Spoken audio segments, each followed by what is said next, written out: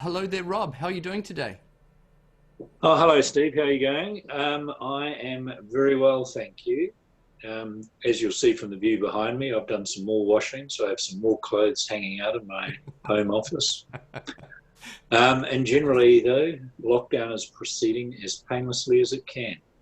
Good man. And by my count, we're at day 9. Have I got that right? That's my understanding.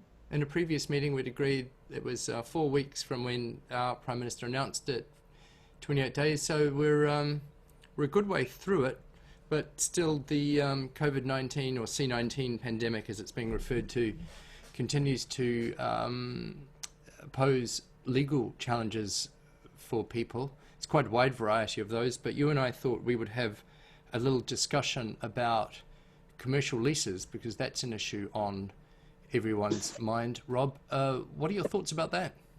Well, yeah, that's right. I've had a lot of inquiries from clients, both landlords and tenants, wondering about the impact of the lockdown on their leases.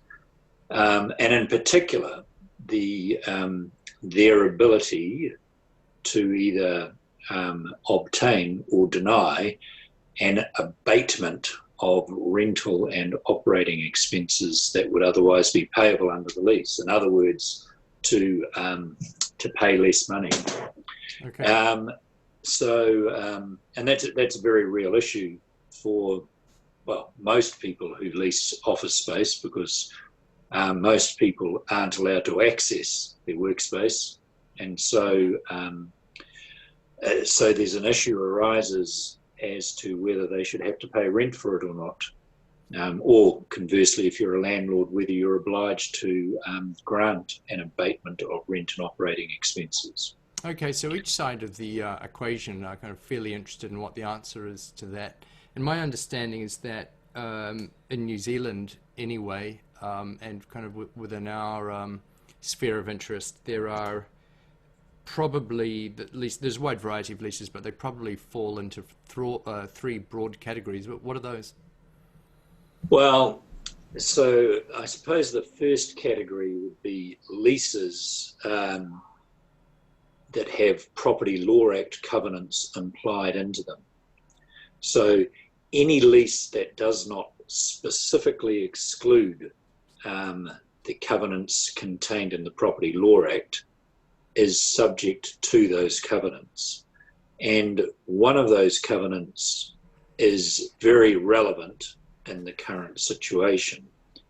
So if you're a landlord or a tenant and your lease document does not specifically exclude the provisions of the Property Law Act, then there is a covenant that's implied into your lease that will be very relevant to the present situation. So that's the first category of leases. The second one, and it's probably putting it a bit higher to say it's a category, but one of the most common types of leases that you have in New Zealand are the ADLS form of lease. And there are some provisions in the most recent ADLS form of lease that are also very relevant to this situation. So we might spend a little bit of time talking about that. Okay. Then the third category, and again, it's not really a category, but and it's a different type of lease that's very commonly used, and that's the BOMA, Building Officers and Managers Association lease. That also has a provision in it that could be relevant in the current circumstances, and that one's actually a little bit hidden. So it's worth looking at closely. Okay. But the first category is leases that have Property Law Act covenants implied into them. Great. Well, yeah, I mean, talk us through that, and in particular, the relevant statutory covenant. Okay. Well, as I was saying earlier, the Property Law Act implies specified covenants, and they're set out in Schedule 3 to the Property Law Act, into all leases unless those provisions are commonly completely and expressly contracted out of in the body of the lease. Now, ADLS leases and BOMA leases expressly do that. Right. But there are a lot of lease documents around that don't do it. Sure. And if you have one of those, one of the covenants that's implied in by the Property Law Act is quite relevant. And that is a covenant that says that if the lease specifies the purpose for which the property is to be used, and that's very common in leases, and the property is unable to be used for that purpose at any time during the lease, as long as it's not the tenant's fault, then the lease can be terminated by the tenant on reasonable notice. Now that's almost a codification, if you like, of the doctrine of frustration of contract, really. Right. But basically says that if you have a lease and it might, for example, specify that you're leasing the premises to use them as an office or something like that, and if something happens to stop you being able to use the premises for that purpose, then you can terminate the lease on reasonable notice. Well,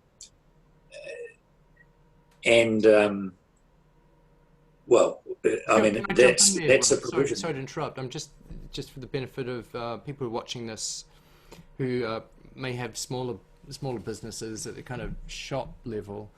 It kind of just strikes me that where there is the relationship and the nature of a lease, you have kind of exclusive possession of a premises, and perhaps just to save money, the landlord, whose decision it will probably be, has opted not to use the ADLS form or the building officers, etc. One may have written terms in a document that the parties have signed, and unless the landlord has had the nous to exclude the covenants under the Property Law Act, then people in that position probably could take advantage of that statutory provision. Would that be right? They could. Now, it's a blunt instrument. It just allows you to terminate. But it could be used on the basis of a negotiation, couldn't it? I'd suggest that that's what it's most commonly going to be used for. And there'd need to be a degree of caution applied about how you would use it. But yes, at the end of the day, if you're in a lease that's subject to these covenants, the current situation could give you an ability to terminate the lease. Yeah, well, that's interesting. So if you're acting for a landlord, you're going to be encouraging them to negotiate something for somebody who finds themselves as the tenant and perhaps facing a cash flow crisis, and the possibility of a winding up. That is an obligation that could be brought to an end by the sounds of it if they chose to, and if all the criteria were met. That's correct. I mean, it's important to note that that's not necessarily the only provision in a lease that will apply. Sure. And you may actually have a specific provision in the lease that deals with inaccessibility or something like that.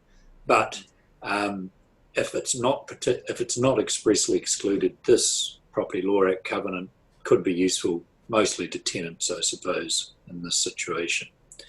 And as I say, it's really just a codification of the law of frustration, except perhaps it's a little bit, it would probably come into operation before the doctrine of frustration of contract would operate. Okay. We'll talk a little bit about how frustration applies to leases at the end, if you like. That would be useful. Because there's a few specific rules. Great, and just timing-wise, it would be useful to move on to commentary on the ADLS form. What are your thoughts? Yeah, so the ADLS form of lease is probably the most commonly used in New Zealand. There are many different versions of it, but the most recent one had some provisions added to it to try and clarify some of the situations that arose during the Christchurch earthquake. The ADLS lease has generally had a provision in it that applies when the premises are inaccessible due to damage or something of that nature. Due to damage. Yeah, yeah. So, if your premises are completely destroyed, obviously you don't have to pay rent anymore. That was the situation. In Christchurch, after the earthquake, there are a lot of situations where buildings became inaccessible because they'd been partially damaged, or sometimes not damaged at all, but in the middle of a red zone or something like that. And there was a lot of difficulty with earlier iterations of the ADLS lease. They didn't it didn't necessarily apply when you only had partial damage or something like that. Okay. So what we now have... I interrupt you there, Rob. Sorry, just for the benefit of anyone who's watching this who's outside New Zealand, can you just momentarily explain what the red zone means? Sorry, red zones were areas of land in Christchurch that were declared by the government to be unfit for habitation or to have buildings on them because the underlying ground was too unstable or deemed to be too unstable to allow people there. And so it was really, I mean, you had a situation where buildings that might otherwise have been fine weren't able to be occupied because the government said you can't occupy those buildings because it's too dangerous. Got it. Yeah, carry on, please. Yeah. Okay. So under the latest version of the ADLS lease, there's a clause that deals with inaccessibility, and it's the clause I'm thinking about is clause 27.5. That deals with what happens if you have a situation when there's no access to a building in an emergency. And an emergency is specifically defined in the ADLS lease as including situations that result from, amongst other things, plague and epidemic. So there's very little doubt that the current sort of government mandated lockdown, which results from the C-19 pandemic, would fall within the definition of an emergency under the ADLS lease. And what that lease allows for, in that case, is for a, quote, fair proportion of rent and outgoings not to be payable during a relevant period. So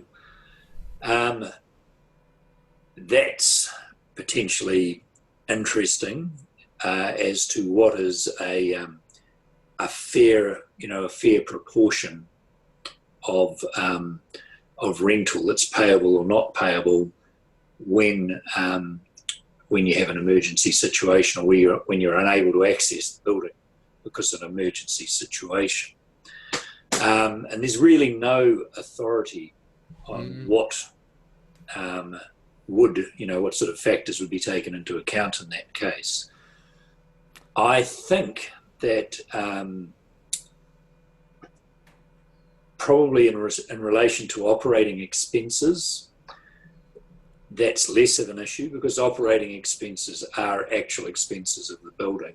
Sure. Those should be significantly reduced as a result of the building being in lockdown. The power shouldn't be, there should be less use of power. You're not going to be air conditioning to the same extent. But there will still be ongoing expenses that have to be incurred to keep the building going. And I'd suggest that there's probably a reasonable argument that the tenant would still have to pay actual operating expenses as long as the landlord had made reasonable efforts to reduce those operating expenses to the extent possible. Yeah, that sounds right. Can I just make a comment there? Because there's deliberate use of the word fair there, I imagine, rather than reasonable. But when it comes down to OPEX, plainly, if the landlord has permitted the AC just to run during the lockdown where it was open to them to kind of change that through the software or through the person who provides it or whatever, then it wouldn't be realistic to be able to expect that to be passed on. Perhaps not. But then again, you've got the alternative situation would be that, for example, lots of tenants have servers and things like that sitting in their office space. And in fact, the continued operation of those servers can often be important for people who haven't moved to the cloud particularly. Continued operation of those servers might be important to maintain the ability for staff to work from home and to log into their system, for example, and air conditioning and keeping those servers cool. It could be could be something important for the business. So, it'll be a fact-specific case-by-case analysis that needs to be done. Got it. But there is a useful distinction there between the kind of the primary rent payments and OPEX. And I think what you're saying, what sounds right, is that you're more likely to be on hook for OPEX because there are going to be a lot of costs that are continuing while the lease continues, just baseline costs, really, right? I think that's right. But with rent, it's a lot more arguable. I mean, the whole point of renting a premise is so that you can access it and enjoy, have quiet enjoyment of the premise. If you're unable to access it, then I'm sure a lot of lawyers would say that you should start from the point of view that, rent should be abated by 100% because you're not able to enjoy the premises. I'm not so sure that 100% abatement would be possible, although you could have some interesting arguments about it. The kinds of things you would take into account in assessing whether there were, what's a fair sort of level of abatement of rent might be things like the fact that, your landlord's generally still providing storage costs, storage, for example. Sure. Right? I mean, all your furniture's being stored there, and your landlord's presumably keeping it safe and secure. So there's a value in that. I'll just add a quick footnote to that very useful comment, which is under the Property Law Act, as it's recently been amended, just to confirm, the tenant enjoys the benefit of the landlord's insurance. Actually, when I think about it, the amendment is with respect to residential tenancies, and what I mentioned had been the statutory position for a while. So, that is actually an expense to the landlord, isn't it? That's linked to that storage. That's right. And there will be other ones that can, that apply. So it's certainly the case that a landlord will have a case for saying, well, there shouldn't be 100% abatement. I think it'll be very difficult to say there should be no abatement, and really it should be a matter that's negotiated between landlord and tenant. The other thing to be aware of with that provision in the ADLS lease is that that clause also allows termination if access can't be granted after a defined period. Now, there's scope in the lease for the defined period to be agreed between the parties, but if it's not, the default provision is that the defined period is 9 months. So if you can't occupy it for 9 months, and that's going to be a very long time for most tenants, I would have thought, but in the absence of agreement to the contrary, it could be terminated after 9 months of not being able to occupy. Okay. Hey, timing-wise, Rob, could we on to the Building Owners and Managers Association, the BOMA lease? Yes. Around. Yeah. So the BOMA lease is one that's commonly used, and there is no actual provision in the BOMA lease that provides for inaccessibility in an emergency, or not one that's exactly equivalent. What you do have in the BOMA lease is a partial destruction clause, and it's not necessarily in all versions of it, but I think the most recent one contains a a section that deals with damage or destruction of premises. Now, the first thing to be aware of is that that's what the heading to the section is, but headings to the sections are meaningless in the BOMA lease and are expressly stated to be so. And there is a specific section that's headed up partial destruction. Again, remember that the headings are meaningless. And in the most recent version, I think it's clause 7.2, it states that if the premises become substantially inaccessible at any time during the term of the lease, or if at any time the premises are damaged or partially destroyed, then the tenant's entitled to an abatement of rent, and it's described as being a fair and just abatement. Now, that's slightly interesting, that clause, because if you look at the headings, it's not meant to apply in a situation where, you know, a government decree has shut down a building. But I think if you read the plain words of the relevant clause, it clearly does apply to that situation. I mean, the words are, if the premises or any part thereof become substantially inaccessible, or at any time is damaged or partially destroyed. So, you know, you've got inaccessibility is one basis for this clause applying, partial damage is another. And we certainly have an inaccessibility situation now. And if the building's inaccessible, then there's an abatement of rent and OPEX due to the tenant in a fair and just proportion. The slight sting in the tail is it's the landlord who determines what's fair and just, although you can, of course, arbitrate the landlord's decision.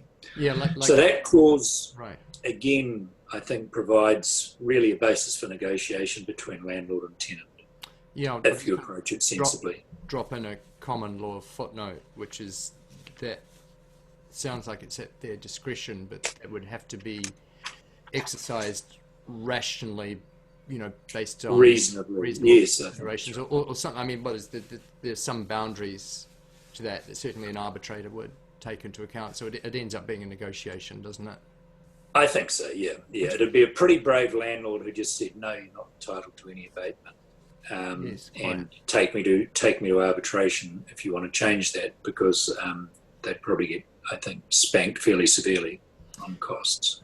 You could expect reasonable large commercial landlords, I think, to accept that proposition probably, and they will be, I guess, attempting to look at an appropriate abatement based on a rational calculation. I mean, look, I've seen a few examples of people or actually had a few inquiries about where landlords surprisingly aren't doing that. I think that's probably a mistaken approach to take in the current environment, but depends on the wording of the lease at the end of the day. Yeah, quite right. And noting that under BOMA, disputes are resolved by arbitration. I can't offhand recall what the dispute resolution provisions are in the AEDL. It's an arbitration. It's a standard arbitration. Mediation, then arbitration.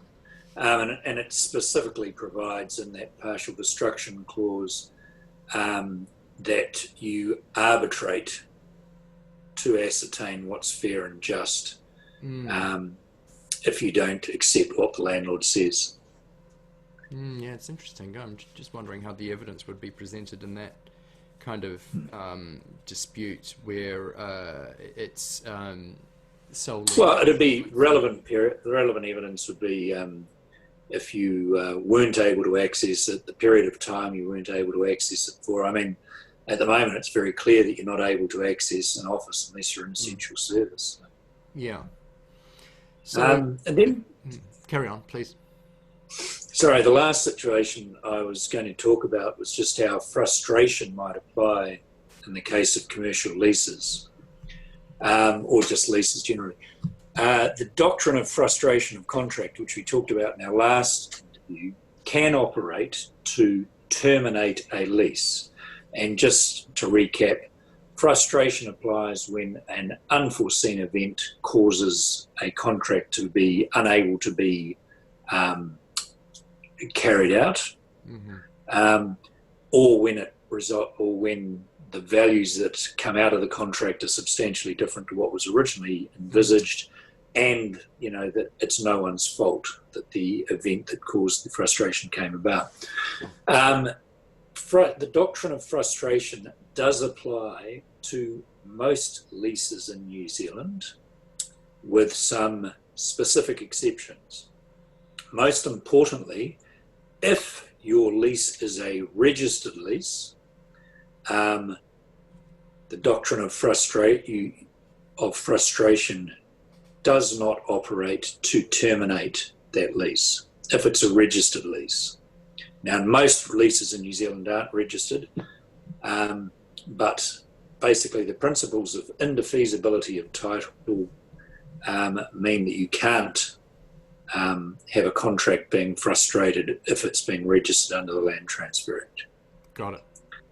So that's very clear. Otherwise, the doctrine of frustration will apply unless the lease provides for or makes provision for the specific event that's said to make performance impossible. So, for example, I don't think an ADLS lease could be frustrated, or the ADLS lease we were just talking about probably couldn't be frustrated by the current pandemic and government shutdown, because that current ADLS lease specifically contemplates what will happen in the situation of an epidemic and how it will be dealt with. And in those circumstances, you can't say, well, that's an unforeseeable event, not one that could have been reasonably foreseen by the parties at the outset of the contract. In fact, the parties have thought about it, and there's a provision in the lease dealing with what happens. Certainly. So frustration's not going to apply. But in the absence of a provision like that, or if the provision is ambiguous and open to doubt, then frustration can apply for an unregistered lease. And that would mean that in appropriate cases, if the lease is frustrated, it's at an end. That's all.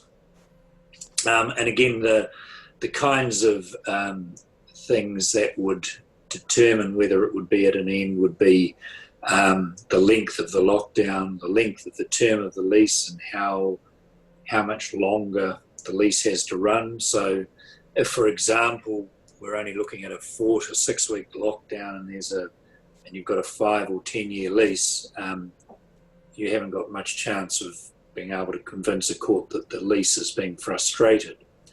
But if you had a lease that only had, say, 2 or 3 months left to run at the time the lockdown started, then you might say, well, that's a better argument for saying that frustration applies.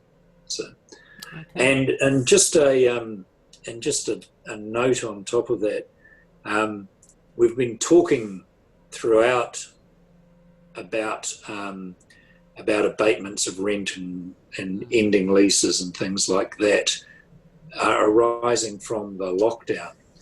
There's also an argument to be had about the effect on tenants, and I'm thinking particularly of tenants in the hospitality industry who were subject to restrictions that were laid down by the government or arising from the pandemic as to the number of people that they could have on the premises or something like that. So you might have a premise that's licensed to hold 1,000 people, and the rent for the premise was was struck on the basis that there'd be 1,000 people in there every Friday and Saturday. Based on its capacity. Then suddenly a situation arises where you're only allowed to have 100 people in there.